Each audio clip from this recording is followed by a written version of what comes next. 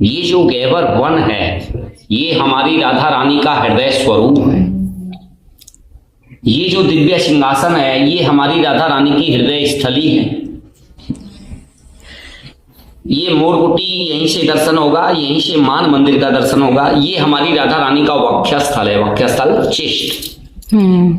तो ये हृदय स्थली ये नीचे लुप्त हो गई थी जमीन में। देख रहे हैं हम 10 फीट नीचे उतर के आए जी। तो एक महापुरुष यहाँ बैठ के भजन कर रहे थे, श्री फलारी बाबा रामदास जी।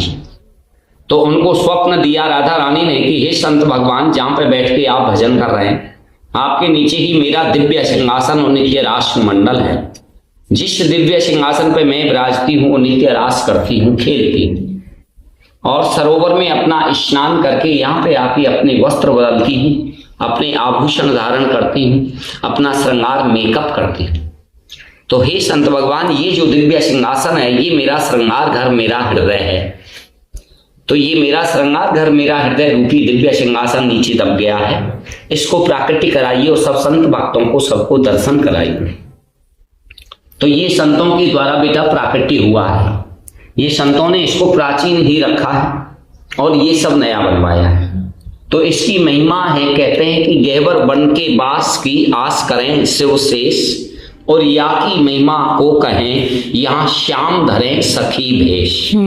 शेष महेश भी यहाँ के वास करने की आस करते हैं और हमारे श्री कृष्ण भगवान यहाँ पे सखी भेष में रहते हैं। गहवर वन और खोर सांकरी में नित्य नई लीला होए, अनुभव तब ही होत है जब भाव सरस ही है। तो यहाँ पे राधा कृष्ण आज भी नित्य नई नई लीलाएं करते हैं।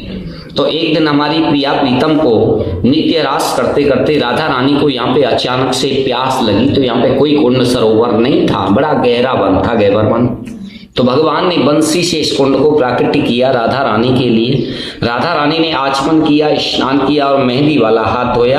फिर वहां से यहाँ पे आके राधा रानी ने अपने वस्त्र बदले, अपने आभूषण धारण करे। जैसे ही मेकअप का समय हुआ तैसे ही राधा रानी भगवान से बोली कि हे प्यारे प्रीतम, आज मेरे मन में एक नवीन उत्कंठा उदय हुई है।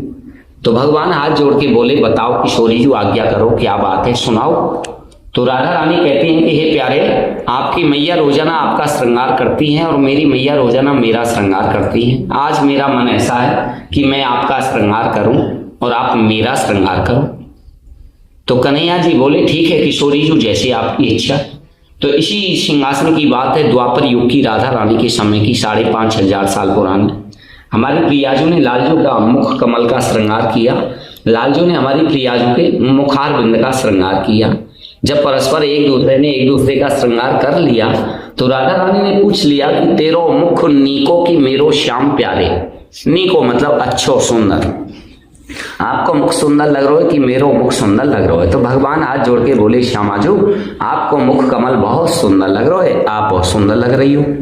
तो राधा रानी जिद कर गई कि मैं बहुत सुंदर लग रही हूँ। तो कितनी सुंदर लग रही हूँ, कोई उपमा देके बताओ मैं कैसी लग रही हूँ। चंद्रमा। तो भगवान बोले, श्यामाजू आपको मुख कमल चंद्रमा जैसे सुंदर लग रहा है, चमचमा रहा है। तो जैसे ही चंद्रमा को नाम लियो तैसे ही राधा रानी रुष्ट हो गई, भगवान से रूठ गई और रूठ के और यहाँ से ऐसे ठुमका लगाती हुई, ऐसे ठुमका लगाती राधा रानी वो मान पर पे जाके मान करके बैठ गई। खड़े होके दर्शन होगा आपको, खड़े होके देखिए, हुआ है मान, यहाँ से दर्शन हो, गुड़िया दर्शन बाहर देखिए ऊपर। अच्छा, वो मान मंदिर। तो यहाँ से ऐसे ठुमका लगाती राधा रानी वहां जाके बैठ गई। क्यों कि चांद में तो दाग है, तो क्या मेरे चेहरे में भी दाग है? चांद तो 15 दिन घटता है, 15 दिन बढ़ता है, चांद को तो ग्रहण भी लगता है। इस बात पे यहाँ से रूठ की राधा रानी वहां जाके बैठ गई। तो भगवान ने उनको मनाने के लिए, ये है मोरकुटी, बाहर देखिए, देख रही है? तो मोरकुटी पे भगवान मोर बन के ऐसा अद्भुत नाच नाचे कि राधा रानी को रिझा लिए, राधा रानी को मना लिए। तो राधा रानी देखी ये कोई मोर नया आया है, ना कोई दाना खा रहा है, ना पानी पी रहा है, बड़ा सुंदर नाच नाच रहा है। तो राधा रानी और गौर से देखी तो समझ गई कि ये कोई मोर वोर नहीं, चलिए श्याम सुंदर। तो राधा रानी ने मान छोड़ के खुश होकर मोर भगवान का आलिंगन किया। मोर भगवान ने राधा रानी का आलिंगन किया। तो राधा रानी भी भगवान के साथ में मोर बन गई। और जो सखियां थी, कोई कोयल, पपिया, मैना, ऐसे करके सब सखियों ने भी पक्षियों का रूप धारण किया।